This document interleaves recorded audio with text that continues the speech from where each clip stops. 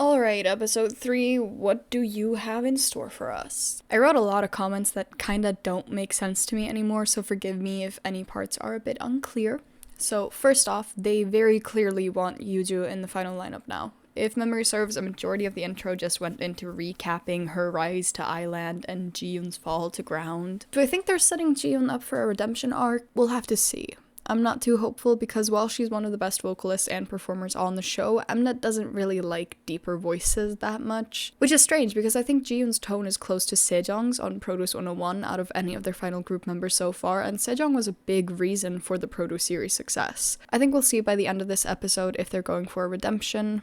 As for the Yuju thing, I definitely think they were trying to give her an underdog narrative so she could wow in Island. Like I said, the preview revealed the format of this mission would be Island versus Island, winner gets to stay, and Ground versus Ground, winner gets to move up. The way they divided them was by having the girls pair up for some games, then revealed that each pair had to split into one of two songs. Honestly, didn't really mind this concept too much until I saw Jiyoon's reactions. She seemed absolutely crushed to be separated from Fuko. These two are quickly becoming my top two, so now I'm really conflicted. I need both of them in the final group serving Odd Eye Circle music. Girlfriend.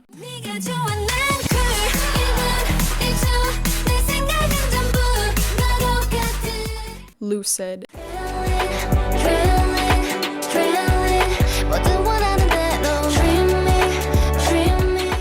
My Secret Playlist.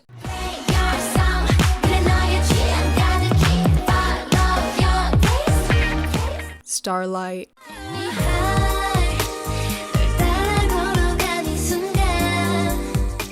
You hear that, Teddy? That's the sound of consistent but varied sound.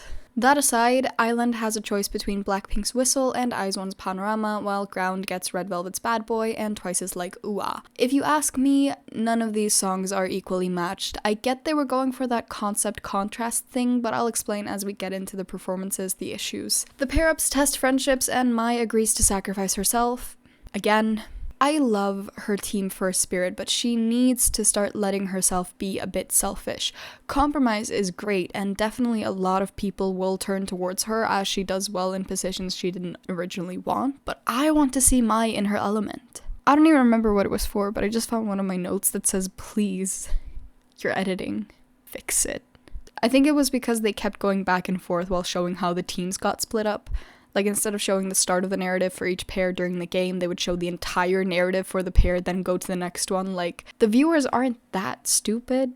We can keep track of like 5 mini narratives. It's my same issue with how they'll finish the Island narratives, then move on to Ground. Like, as a viewer, it's very disorienting to think, okay, we're moving on now, just to reset in another environment. Also, Ground only getting 1 practice room and Island getting 2 floors and individual practice rooms. This isn't a matter of better resources. This is a matter of Ground not even getting a fair chance from the get-go to be better than Island. Do you guys get what I mean? But back to the point. This pairing up then splitting up thing really showed me that there's a lot of selfish people on this show, which is why I want Mai to stop giving in every time, because there are people on this show who will take advantage of that to get their way. They might frame it as, oh, Mai's such a team player, but not everyone has the team in mind when fighting for their part. Another reason why I will stick up for Jiyoon last episode, because she wasn't the only one being selfish about parts.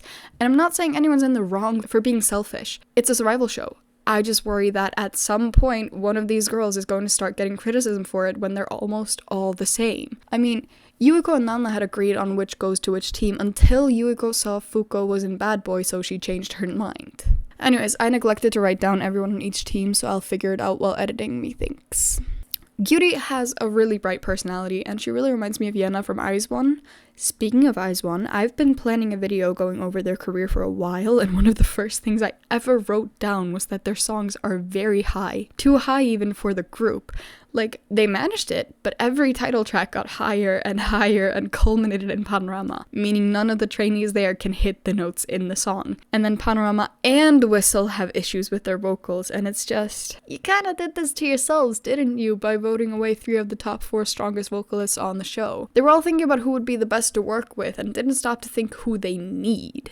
Whistle has some issues with the rap. Very interesting to me that they picked a Blackpink song to have the rap, but then they picked one of their songs and got rid of half of the rapping. Anyways, Yuju and Yui end up duking it out for the main rap position, and Yui ends up victorious due to her performance capabilities. So Yuju takes a moment to cry in another room after losing her part for a much smaller one. Funny how this edit is sympathetic, but Jiyoon's wasn't, despite being 5 times worse. Really makes you wonder who they want in the final group. For the performance, this song just has a lack of very capable vocalists. You know, when you have 50 plus trainees and 10 to 15 are strong singers, it may not seem like a lot, but that's still a good distribution for teams, and you can get at least 1 or 2 vocally overpowered teams with at least a solid lead vocal per team. But here, we have 3 I would consider very capable and about 2 to 3 strong candidates for lead. And 4 of these are in ground and only 2 in Island. Sarang isn't lead vocal material just yet, she just needs some technique refinement, and they're pushing her into a main vocal role. She did come through in the end after avoiding the high note in every practice we were shown, but still, had they not kicked the trainees they did, this should have been Fuko's role with Jiyoon as the lead vocal. Can't change what's already done. Yui had this whole dramatic edit about like, can't she pull it off? And the it in question was flubbing 2 lines in the interim, which is like, she's Japanese, and we've already seen that her Korean pronunciation and memorization is good, she just needed a bit more practice time. Such forced drama that I think was done for the Yuju fans to feel like Yui earned the part or something like that.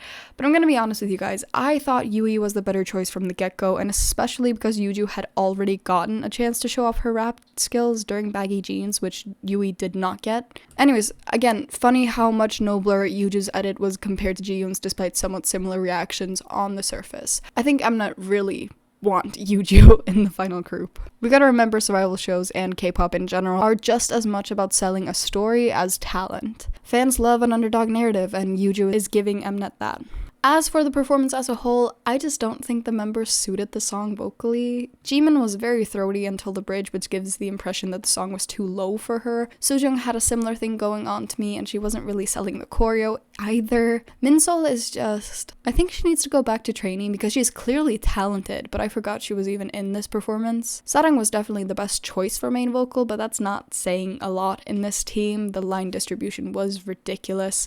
I felt like I was being gaslit by the rapper drama because they made the song shorter and removed Lisa's rap for a dance break that did absolutely nothing for anyone. Yui did well, and I can't help but be reminded of Kiss of Life's Julie, which makes me wish this was a Key-Off cover instead. Yuju I also think did great at her small part, but it just makes me question why the line distribution is like this in this show. Maybe controversial, but I think Jimin and Yuju should have switched parts. I think that would have been more impactful. As much as I love Whistle, I think its time as a marker of K-pop ideals has passed. It's not insanely vocally challenging, the choreo is simple by most metrics, even the rap, as good as it is, wouldn't be considered a standard for current K-pop rappers. All this is why I believe they should have done Kill This Love instead. On to Panorama. There's not really any in-group drama, just the issue with the song key being way too high, but I would argue the in-group drama is the fact that there's only one really good vocalist left in Island, and even she's struggling with the song. That's why I said sending Fuko, Gyuri, and Jiyoon to ground would come back to bite.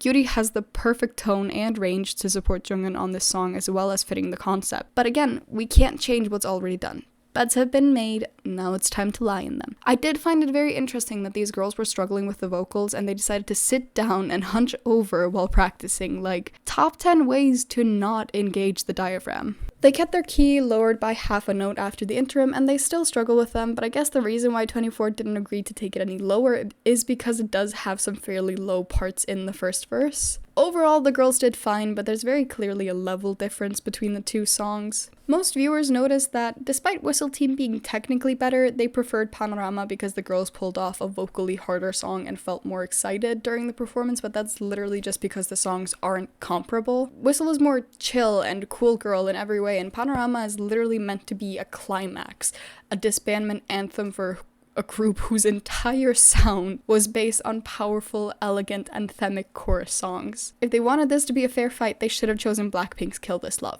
It's called the peak end rule, guys. Your perception is based on Panorama having higher highs, and it was the closer of the two, preferring it as almost inevitable for the average viewer.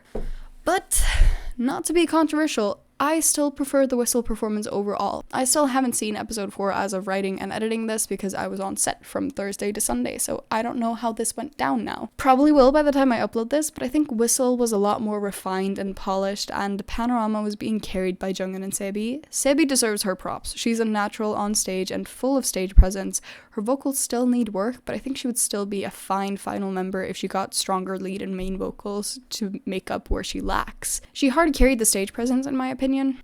Ju-won, I think, was the best choice for main dancer in this team, but I would have liked to see Coco get to show off as a dancer. Vocally speaking and execution of the dance break, I can't really fault Ju-won.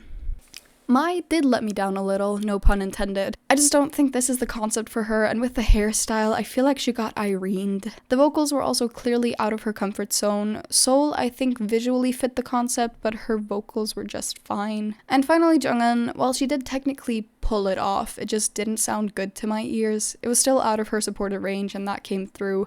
She also didn't seem as confident on stage as in previous performances, and I think that affected her. Overall, this is a fault of the song choice again. I get what they were going for, top 3 girl groups of 3rd gen, plus a chance to toot their own horn, but I think they chose all the wrong songs from each of them. This should have been Secret Story of the Swan, Blackpink should have been Kill This Love. That brings us to the Bad Boy performance. Look, I love Bad Boy. Most people love Bad Boy, but I think we can all agree it is Red Velvet's least survival show song right after Automatic. Not to mean they can't be great performances for survival shows, but if you're going to pick a Red Velvet song, you go for Red Flavor, RBB, Simsalabim, Peekaboo, etc. because they have these showcase parts. Bad Boy doesn't in comparison. I think we're going to keep seeing the same story from most of the ground parts. The girls with less confidence rely on the girls who can or have or should have gone to Island to pull them up with them, which ends up taking a toll on everybody. This is what happens with Fuko and Bad Boy. She chooses Bad Boy, a whole bunch of girls rush to Bad Boy in the hopes that she'll save them, and we end up with what we got. I feel like Mnet spends way less time on the grounders, so I just completely forget most of them. There's also not as much drama as compared to Island, which is also interesting. But we do get an edit where Bad Boy team does way better than like UA during practice. Also, maybe it's just me, but I think the joint practice room gives Mnet way more material to pit the grounders groups against each other, like showing Fuko and the Bad Boy team's reaction to like UA struggling with her choreo. Anyways, like I said, there's both not enough done with the grounders and they focus more on cross-group drama, so in essence, Fuko hard carried the team through practice. Now let's get into the performance. The vocals are bad. If this team wins, it will be solely because of Fuko. Despite the fact that this is one of Red Velvet's more husky songs, none of the girls have those types of vocals. Fuko's voice was very clear and strong, and you could hear a big difference in the volume of her vocals compared to her teammates. I think you guys won't believe how much Kang Ji-won failed the one vocal showcase parts unless I play it for you, at risk of getting this video copyright claimed. Yin was not selling the performance. Ji-won was probably the second best after Fuko, but she was giving more Monster High than anything else. Nana and Ling Ling had lackluster vocals, and at the end of the day, the only person in this team that has earned a promotion to Island is Fuko because she never deserved getting eliminated from there to begin with. Very underwhelming performance. I think a lot of people think Red Velvet exclusively release vocal showcase songs, but that's wrong. Their vocals themselves make it a showcase because they're exceptional vocalists. They know exactly what to do to add flavor to any line, no matter how simple. If you don't have the skills to back it up, well, you end up like this performance. They cut off before like UA performed, but not without giving Ji-yoon another bad edit. This time she gets forced into a leader role and struggles with it. I'm not gonna blame her for that. She was clearly overwhelmed and didn't know how to encourage improvement in her teammates or where to even begin. So I'm gonna focus on Yuri stepping up to help her. I think Yuri is a very intuitive person with good people skills on top of her naturally bright personality, and I want to see her go far. I really hope she makes it into the final group and they debut after October. I don't think my top 7 is likely to change unless something spectacular happens, so... But in other news, I just think these producers don't know how to pick songs. You gotta also consider the trainees you have and where, guys.